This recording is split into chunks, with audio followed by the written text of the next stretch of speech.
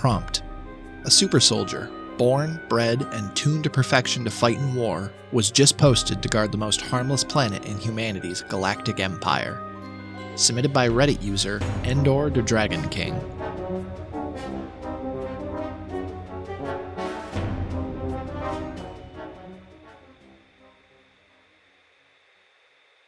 By golly, would you look at the arms on him? Lieutenant Commander Sam Weiss was in the middle of throwing 2 large bales of hay into the back of an old wagon when the women spotted him. The first was young-looking, maybe half a decade his junior, and not nearly as hardened.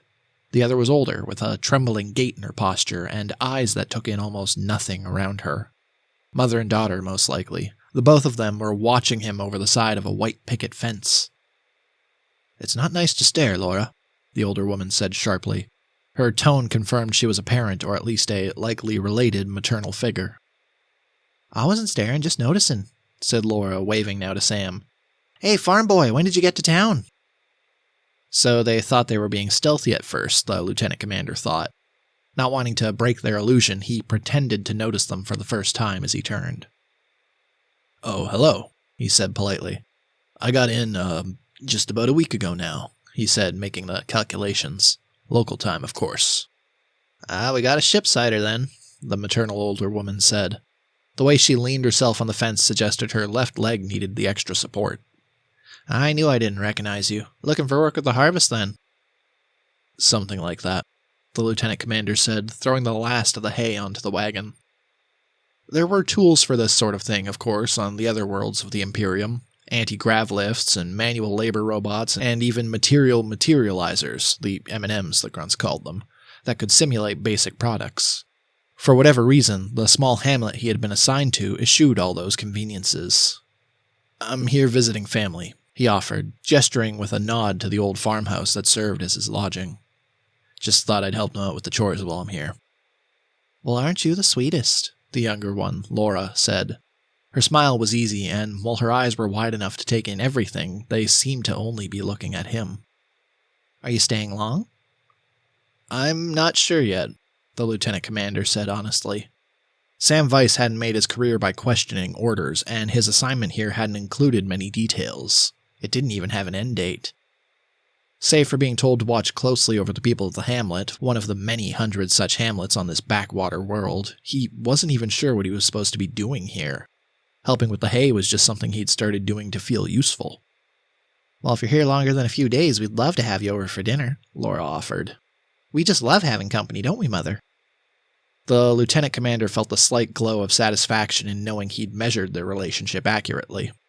If the feeling showed in his face at all, it must have been mistaken for appreciation. The older woman, Laura's mother, nodded at the suggestion. "It's always nice meeting folk from out of town. We don't get much news out here, you know. Anything exciting happening out there in the stars?" Wars, riots, famines, Sam thought. Not everywhere, and not all the time, but anything as large as the Imperium was bound to have its dark sides. Most planets lived rather peacefully, but a life of service at the front lines of the worst humanity had to offer had left him feeling cynical as of late. "Nothing much worth saying," he said. "Truth be told, this is one of the better stops I've made in quite some time." Both the women beamed at that. "That's lovely to hear," Laura's mother said. "It's always nice to hear from a stranger that our efforts here are appreciated." Not wanting to think of the two as Laura and Laura's mother anymore, the lieutenant commander decided to introduce himself. "The name's Sam," he said, walking over to the fence and offering a hand. Noticing how dirty it had gotten during the field work, and how nicely the two women were dressed, he went to pull back, but by then they were already reaching to return the gesture. "Laura," said Laura. "Laura Seacast." "And I'm Melinda Seacast." "Sam Weiss," said the lieutenant commander. "Pleased to meet the both of you." With that, the ice must have broke over the surface, because the rest of the town rose to meet him slowly over the next week. Dozens, then hundreds of small interactions, each with pleasantly smiling people happy to talk about nothing more than the weather and what they plan to eat for dinner. "Dan Lowry, pleased to meet you." "Thaddeus Howard, good to make your acquaintance, Sam." "So you're the new farmhand, huh? How you liking it? Mitch McIntyre." Every day the lieutenant commander would work the fields, stack the day's work on a wagon, and deliver it through town just as the schedule posted in his quarters said he should. As he did so, he was always careful to keep a close eye on his surroundings, looking for anything out of the ordinary. There were quaint little homes dug into the hills or set in beautiful sunlit fields where orchards grew and children played. Near closer to the center of town, things became a little more dense, but never so much that people were squeezed together like he'd seen in some of the Imperium's core megacities. Life moved at a slower pace here, as evidenced by his wagon slowly clacking along the quaintly cobbled streets, and he had to fight his every instinct to match its pace. Despite all his observation, keenly honed from a lifetime of grueling service and harshly conditioned to perfection by the Imperium's training and treatments, Lieutenant Commander Sam Weiss failed to see a single thing out of place in the small town. In fact, he thought that the only strange thing about it was that there wasn't anything strange about it at all. Another week passed, and then a month. 2 months before he received any word at all from command, and that was only for his scheduled report. They didn't seem surprised when he didn't have much to say, and they didn't seem to have much time for his questions about what he might be meant to find here. Not that the lieutenant commander asked much in the first place. When their first meeting ended with little more than a "excellently done, continue to monitor the situation," Sam went to bed that night more confused than when he'd arrived. There were meetings, of course, mostly with the folk around town who invited him to dinner. The stranger Sam Weiss was the biggest thing that had happened in their small hamlet since Sour Pleasance's son had moved off to the Corps. They were eager to ask him everything they could about his life out there in the stars, and the more they asked, the less Sam was inclined to tell them about the things he'd seen and done. His past wasn't a pleasant one. Growing up in the outskirts of Imperium territory had left his world open to some of the harsher things prowling the galaxy. Humanity knew they weren't alone in the universe anymore, and contact with things outside our limited sphere wasn't always pleasant. Not that it was always vicious either, but some things out there were so alien to us that even trying to exist near each other could end in horrifyingly unpleasant ways. And Sam hadn't always served with the military. Before he'd been recruited, his world had spent most of its history exchanging hands between criminal syndicates and upstart warlords. Keeping a low profile had become an ingrained survival method for him, so to be the talking point of the whole town was an entirely new world outside of his experience. He almost felt more comfortable with the idea of landing on another poison giant before facing another dinner, but he did his best to accept every invitation that came his way. What better way to keep an eye on the town? Still, there was very little to report. The people here were pleasant, curious. Sometimes they were so eager to help him with something, like when the wheel came off his wagon, that he couldn't help but read their intentions as sinister. No one could be this nice, he thought, but the more he watched them, the more it seemed to be true. It wasn't until 6 months and 2 reports later that he finally spotted something amiss. He was sure he'd heard something prowling the field one night, moving through the tall grass like a polecat stalking its prey. He hadn't managed to see anything from the windows, even keeping careful to conceal his position, and by the time he'd made his way downstairs to get his boots on, the sound was gone. The second night it happened, he was ready. The creeping sound passed through his field at almost exactly the same time as it had the night previous, and Sam was already waiting by the door, fully suited. Standard issue pistol, nothing heavy, was tucked into a holster at his chest, concealed by a casual plaid shirt. A longer knife, non-standard, that had been with him since before he'd signed on, was tucked hidden in his boot. When the sound crept through the field, Sam silently opened the door and set out after it. One of the things he'd learned in his time here was that things grew quickly on this planet.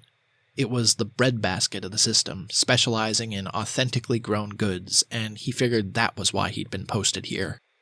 It wasn't unheard of for enterprising corporations on the border worlds to try and steal the secrets of the core Imperium's luxury goods, and there was a history of their trying to sabotage some of these markets as well.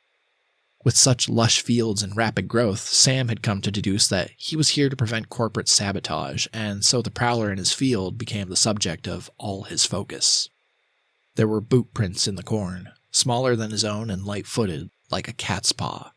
Corporate spies were known for extensive stealth augmentations, but the trail here was obvious enough that Sam suspected a decoy. Regardless, knowing that a trap is often the difference between prey and predator. It was an elaborate game of cat and mouse that soldiers of the Imperium were sometimes forced to play, so Sam made a careful show of following the trail while secretly keeping his eyes to the field.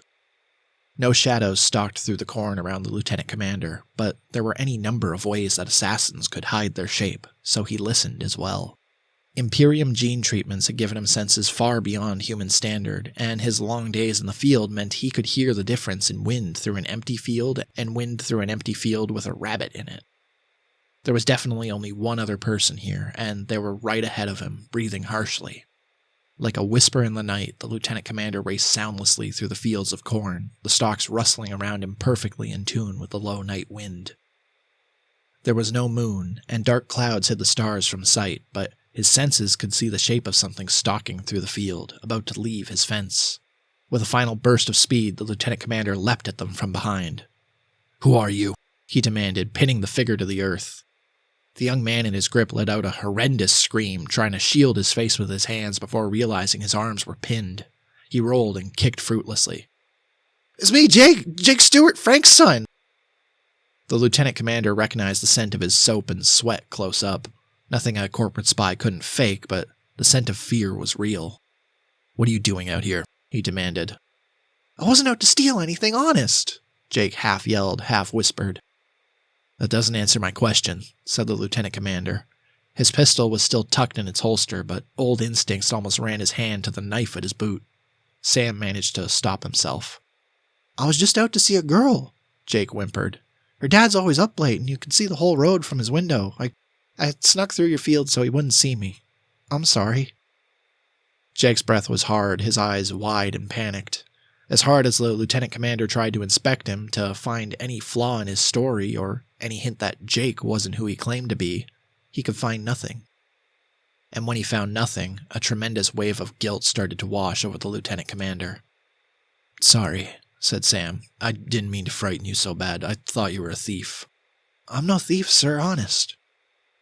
"Get back home then," said Sam, helping the young man to his feet. "And next time you think about sneaking through my fields..." All kinds of threats leapt to mind, horrible things he had seen the gangs on his homeworld do, things he had heard that corporate agents did to external saboteurs, and things darker still that were only whispered of on distant alien worlds. "Next time, just ask me," he said kindly. It all went into his next report, of course, almost 2 months later. Jake had used his field as a shortcut several times since then, as had many of the other kids of the hamlet as they played their midnight games. Sam didn't mind much after that, keeping a careful ear out for trouble, of course, but also taking joy in listening to the games of children at play. "What exactly am I here to do?" he finally asked Command. "I've been here 8 months, and I haven't seen a hint of suspicious activity." "You weren't meant to," Command said brusquely. "Anything else to report?" "No, sir.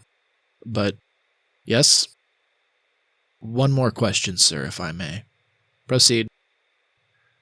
"Why am I here?"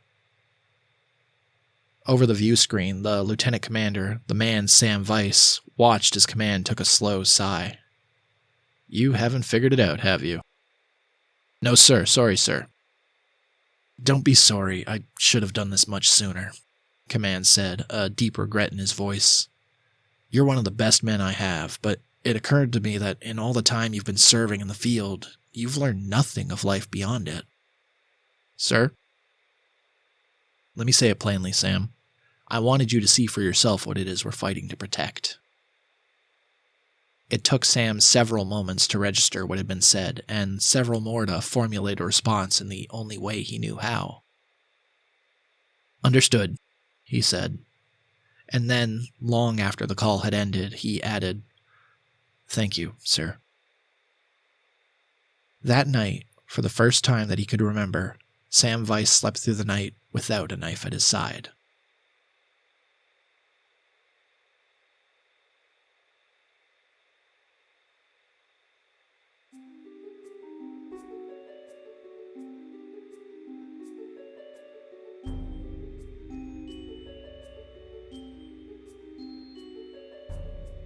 Please be sure to leave a like down below if you enjoyed the story, and feel free to leave a comment with your thoughts. I'd love to hear from you all out there.